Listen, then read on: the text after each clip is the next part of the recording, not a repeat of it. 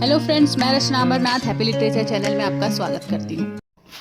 So friends, what I am going to discuss in this video that I will tell you later. First look at this painting. ये painting को मैंने नहीं बनाया है, इसे मैंने गूगल से डाउनलोड किया है।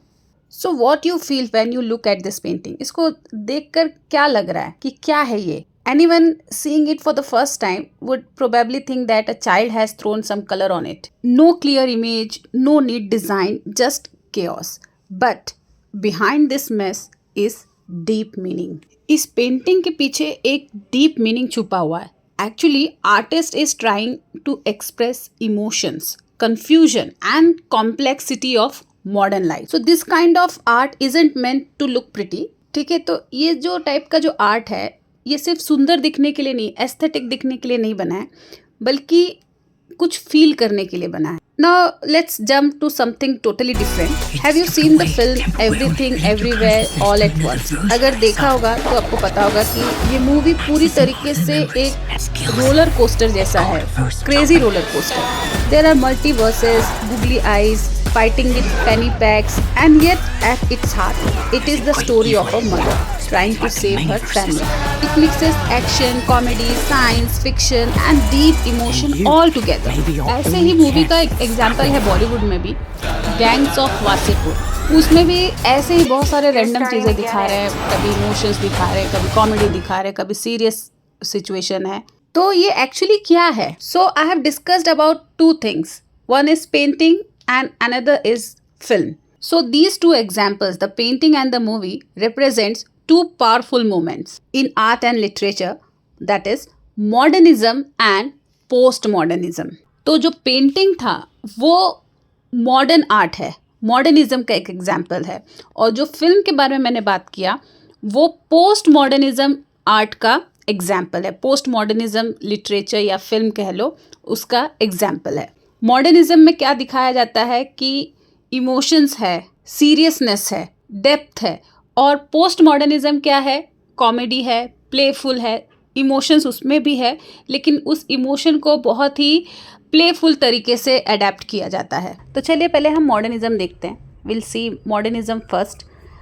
Imagine this, it is the early 90s. The world just went through world war 1 and everything feels broken. सब कुछ बर्बाद सा दिखाई दे रहा है, सब कुछ टूटा हुआ, बिखरा हुआ।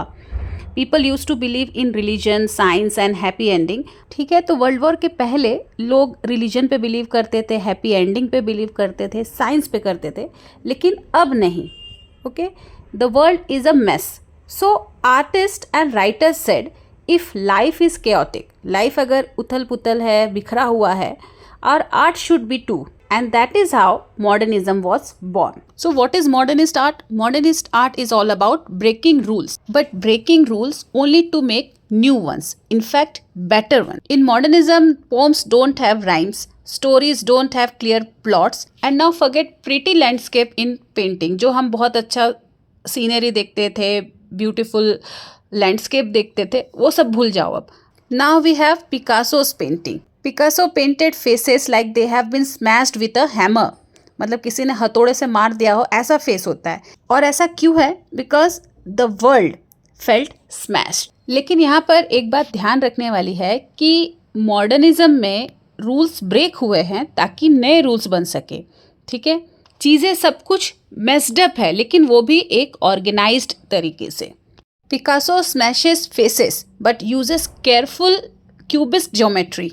The waste land is fragmented. जो पोम है वो बहुत ज़्यादा फ्रेगमेंटेड है, अलग अलग इसमें पार्ट्स में है, but still it is packed with mythic pattern.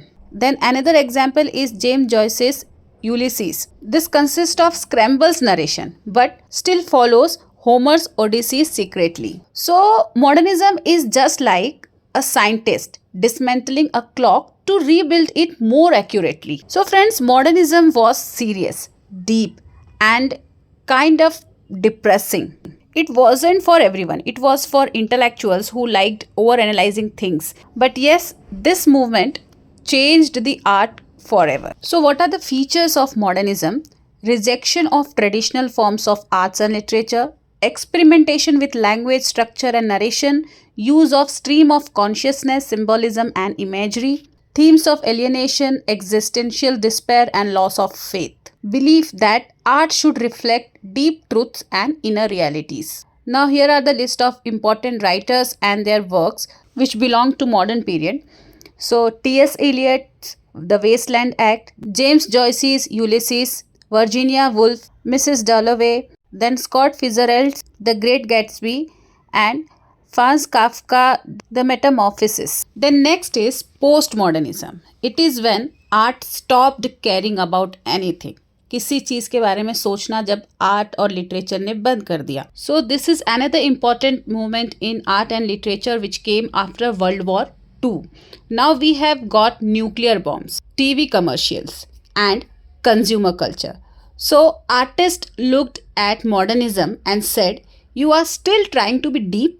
Artist क्या किए, मॉडर्निज्म की तरफ जब देखे और बोले कि तुम अभी भी डीप सोच रहे हो. How cute. फिर पोस्ट मॉडर्निस्ट राइटर ने इनको बताया that life has no meaning. Okay, life actually has no single meaning. Now let's have fun and that is called postmodernism. Postmodernism mixes high art and pop culture. A soup can be art. Okay? A movie that talks to the audience can be art.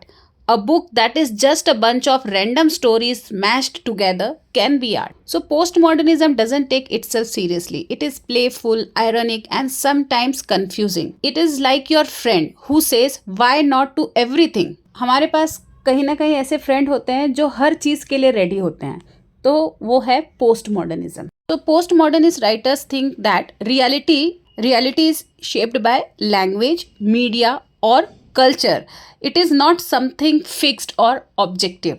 तो अगर इसको हम दूसरी तरीके से समझें तो जो पोस्ट मॉडर्निस्ट राइटर है वो ये बोलते हैं कि there is nothing like a absolute truth. कोई भी मतलब एब्सोल्यूट ट्रूथ नहीं है, एक सिंगल मीनिंग नहीं है. सभी चीज़ को लोग अपने अपने तरीके से, अपने कल्चर के हिसाब से, वहाँ की मीडिया के हिसाब से समझते हैं. तो एक पोस्ट मॉडर्निस्ट राइटर है जीन बॉड्रियार्ड. वो बोलते हैं we live in a world of simulacra, means copies of thing that no longer have an original. Reality is replaced by images.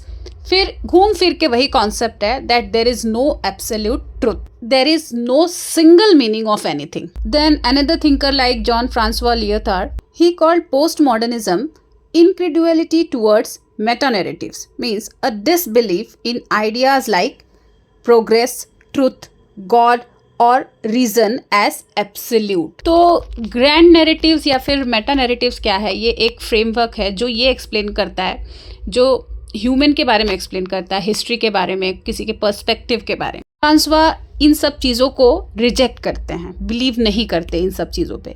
Again the concept is same, there is no absolute truth. So in short, post modern writers reject universal truths और grand narratives. They believe truth depends on who is telling it. कोई चीज़ मेरे लिए सच है तो हो सकता है वो तुम्हारे लिए सच नहीं हो, झूठ हो.